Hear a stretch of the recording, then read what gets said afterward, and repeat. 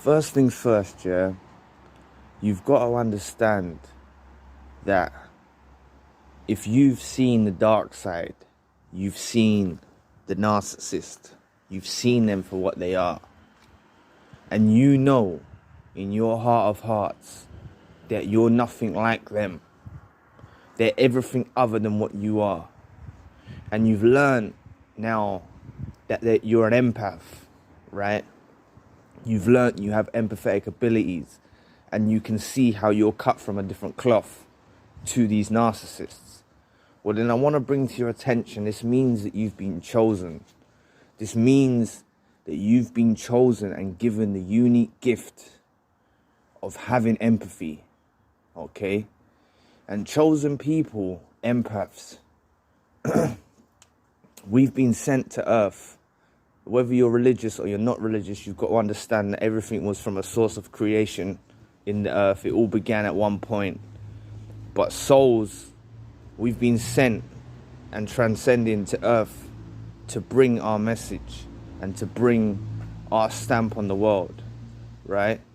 We're like a soul tribe, right? And we're mixed in between the masses. So I never want you to doubt yourself, right? Because I doubted myself at first, after the discard, after the time you're together. You doubt yourself.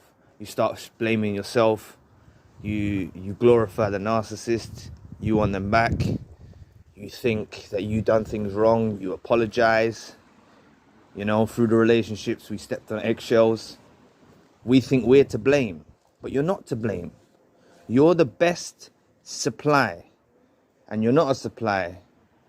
You are a human being, but to the narcissist, you're the best supply that they've ever had, and you will be the best supply that they ever have. Please press the like and the subscribe button. Help your brother out. It will take 2 seconds of your time. Thank you.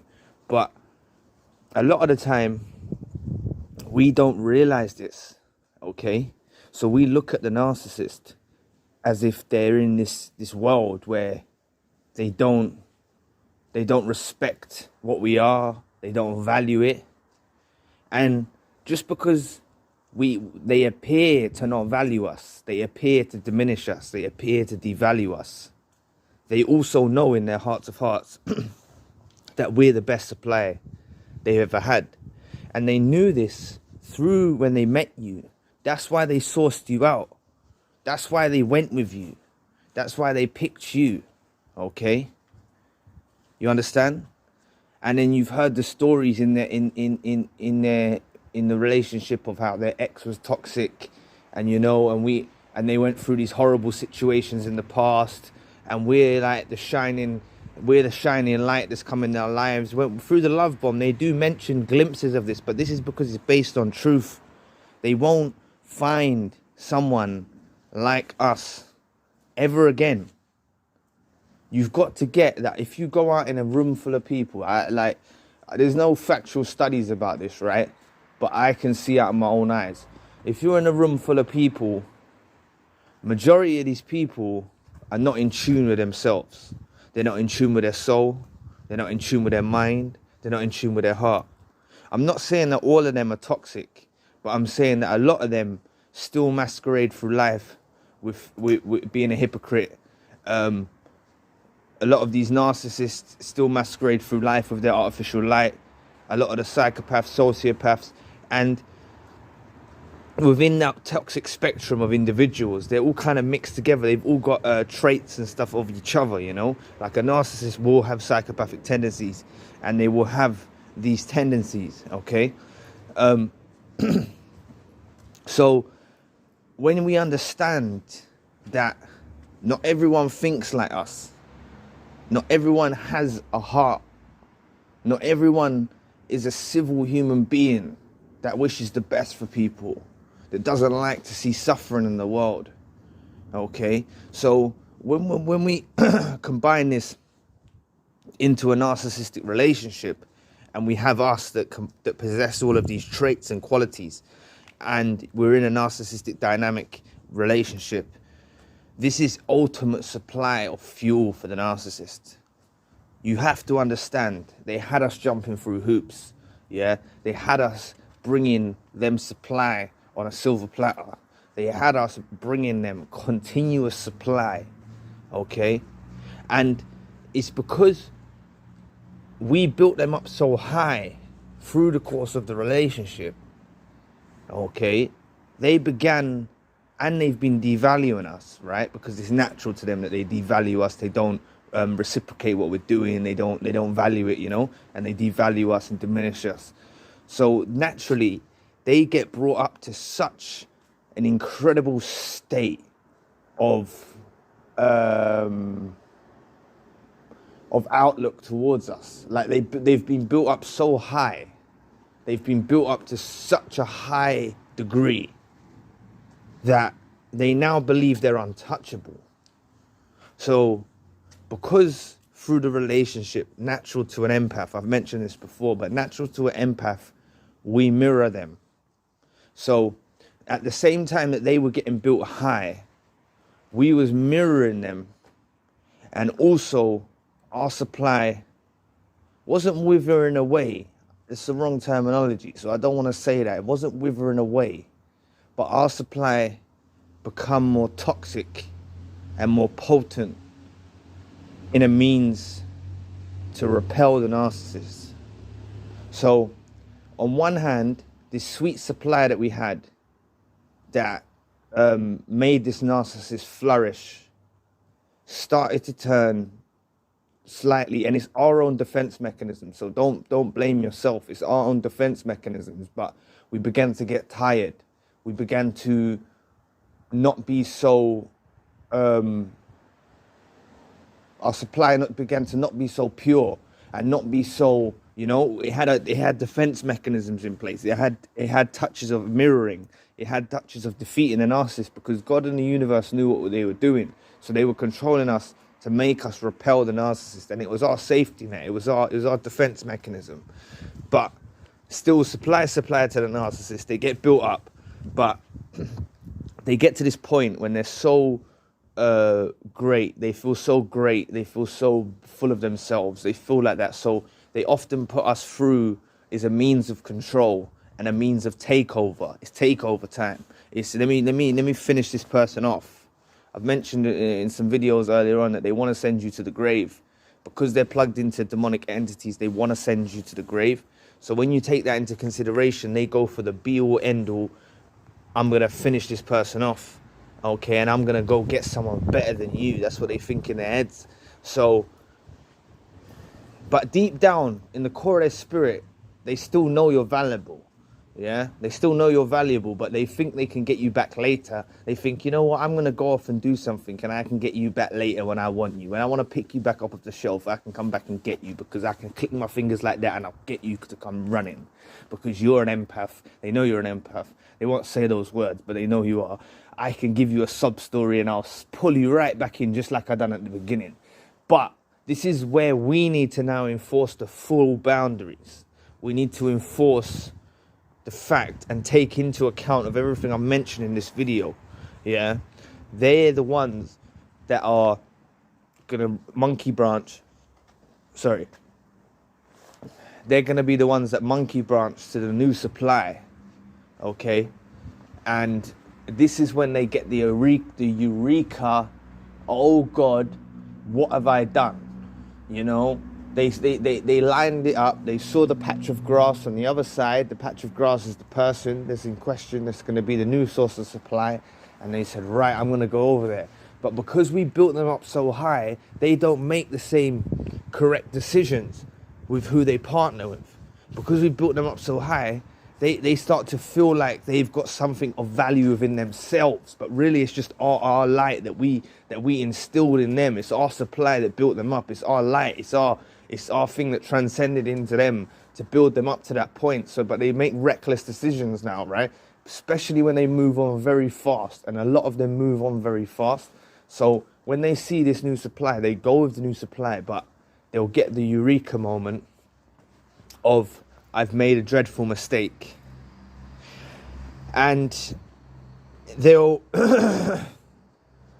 try any attempts. If they've got any ties with you, such as children, or, I don't know, you're looking after the pet. I mean, anything, right? Because in a narcissist mind, a pet and a child, it's just an extension of themselves, and they look at it as they own it. So if you've got any kind of connections with them, they're going to really milk that, and they're going to really try and stay connected through that way to try and get supply from you, And what happens is they often, these relationships that they move on with, they may not last, but this is a severe narcissistic injury for the narcissist. If you don't let them back in your lives, I hate to say it, but it can cause the narcissist to die. It can cause them to go to the grave. They will adopt habits,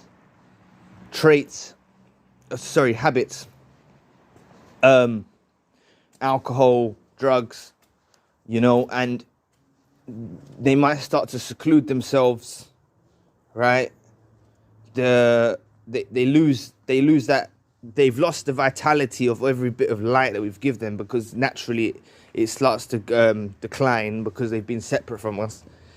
And the more and more they try to move on, the more and more it makes them closer to death, because they start to not be able to find anyone that can equate to you. They start to realize that no one can match to your worth. And this is the problem, that if you have children, then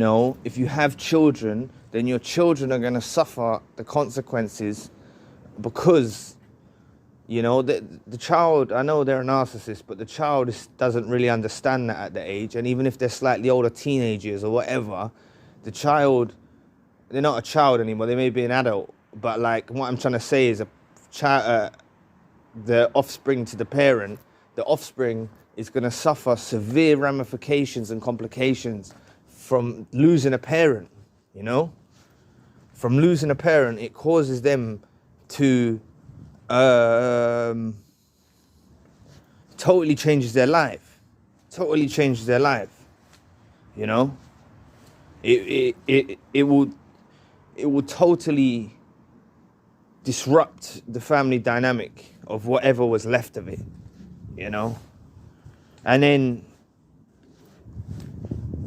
the narcissist probably even, like, they fear death. They fear what's going to happen to them after, in the next life, or if there's a next life. Some of them don't believe, but then when they start to get older, they might get a bit spiritual and start to think maybe there is something more to this world. But this is what will happen. And as empaths, none of us really, we might have times said in moment of haste and anger that you'd think, I wish this person was just not here, or stuff like that. But we don't really want the narcissist to die if you got children with them. If you don't have children with them, and you can just move on with your life, and you don't need to check in on them, then you're never going to find out if they do hit this savage destruction that comes at the end of their lives. This is going to happen. You have to understand, and this is why I mentioned at the beginning of the video, trust in yourself, trust in who you are. They rely on the trauma bond. They rely on you being codependent. That's what they rely on. So if you're able to break the codependency issue, and you're able to break the trauma bond, which I call a demonic soul tie, you're able to relinquish and stand on your own two again. You're able to bounce back. But the longer you stay trauma bonded, and the longer you stay codependent, the longer it intensifies the narcissist to not really feel the wrath and feel the consequences of their actions, But if you're able to learn the lesson and sever this soul tie, trauma bond, sever the codependency issue, and look at life as like, what? I've been in a relationship since I was 16. I've been in a relationship for 10 years. Or even if you've been in a relationship for 3 years, 2 years, whatever it is. I've been in a relationship for that amount of time. with this individual. It was toxic, but you know what? I'm going to look at the bright side. I'm going to take the value that I can take from it. I'm going to take the experience, take the lessons, and I'm going to enjoy being alone for a bit. You know, like, it's only because society at large tells us there's something wrong with you being alone. There's such a stigma to someone who's alone. You know, there's such a stigma. But a true empath, a true chosen one, will never look at someone just because they're alone and think less of them. So that's all you need to worry about. A family member or a friend or someone wants to be telling you, you know, oh, it's time to move on. You've been alone now. It's time to move on. No.